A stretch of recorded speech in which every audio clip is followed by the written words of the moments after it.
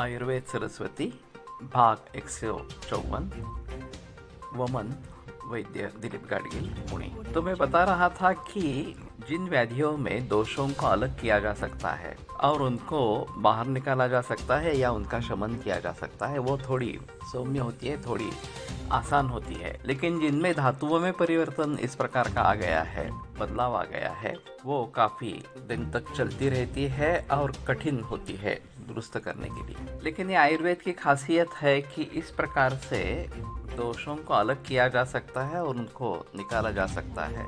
और जब ऐसी स्थिति होती है कि बहुत दिनों से, महीनों से, बरसों से कोई अपथ्य सेवन चल रहा है और दोषों का संचय काफ़ी मात्रा में शरीर में हो गया है, अगर शारीरिक बल अच्छा है, मानसिक बल अच्छा है रुग्ण का, तो बेहतर ऑप्शन है कि पंचकर्म करके वो निकाल दे। तो कफ और पित्त दोनों के लिए भी वमन एक अनूठी चिकित्सा है। व्यवहार में अम्ल पित्त के काफ़ी मरीज पाए जाते हैं, माइग्रेन के काफ़ी मरीज पाए जाते हैं। तो इनमें ये उरोदाह इस प्रकार का होना, जलन होना सीने में, फिर कभी कभी जी मचलना और उल्टी हो जाना, और उल्टी में फिर कड़वा और खट्टा पित्त निकलता है, उसके साथ कफ भी निकलता है, और वो होने के बाद तुरंत राहत मिलती है।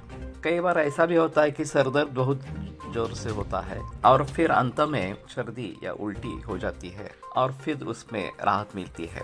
तो इन दोनों में आयुर्वेद में संचित कफ और पित्त ये कारण इस प्रकार के हैं। तो एक तो ऐसा है कि उनके कारण ढूंढ के उन्हें टालना है, ये सबसे अहम इस प्रकार का रहेगा। लेकिन इसमें अगर विधिपूर्वक वमन देते हैं तो बहुत अच्छा फायदा मिल जाता है। तो उसके लिए स्नेहन, स्वेदन, ये सभी पहले वाली बातें इस प्रकार की होती है।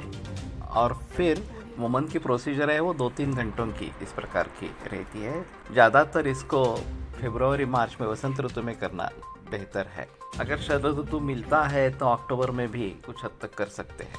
लेकिन एक बार ये करवा देने से और परहेज रखने से काफ़ी बीमारियां दूर इस प्रकार की हो जाती है। खास करके अम्ल पित्त और माइग्रेन, इनकी समस्याओं में ये अच्छा उपाय है। कुछ मरीजों में इसके बाद शीत पित्त या एलर्जिक अर्टिकेरिया निर्माण हो जाता है। जब इस प्रकार से एसिडिटी होती रहती है और फिर उसके लिए एंटासिड दवा लेते रहते हैं तो ये उल्टी होना बंद हो जाता है। लेकिन कारण चालू होने से पित्त का संचय होता ही रहता है। ऐसी अवस्था में अगर हम वमन देंगे या वमनोपग, जो वमन में सहायकारी इस प्रकार के द्रव्य है, जैसे कि ज्येष्ठिमधु या ज्येष्ठमध इस प्रकार का है, बोले ठीक, तो इससे ये पित्त फिर से कोष्ठ में आने लगता है और फिर भली भांति वमन दे सकते हैं।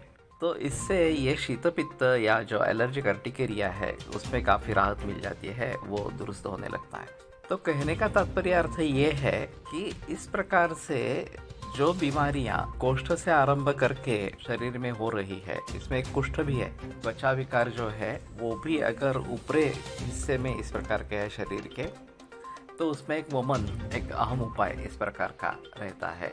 और इससे दोष कोष्ठ में आ जाते हैं, बाहर निकाले जाते हैं, तो फिर त्वचा रोग शांत हो जाते हैं। तो खास करके सोरियासिस जैसे विकारों में एक अच्छा काम करता है। तो वमनम श्लेष्महराणाम, जहाँ जहाँ कफ को अलग किया जा सकता है, उसको निकाला जा सकता है, वहाँ वमन श्रेष्ठ इस प्रकार का है। और फिर इससे मूल रूप से रोगों की शांति होती है, केवल सिम्टोमेटिक रिलीफ नहीं होती।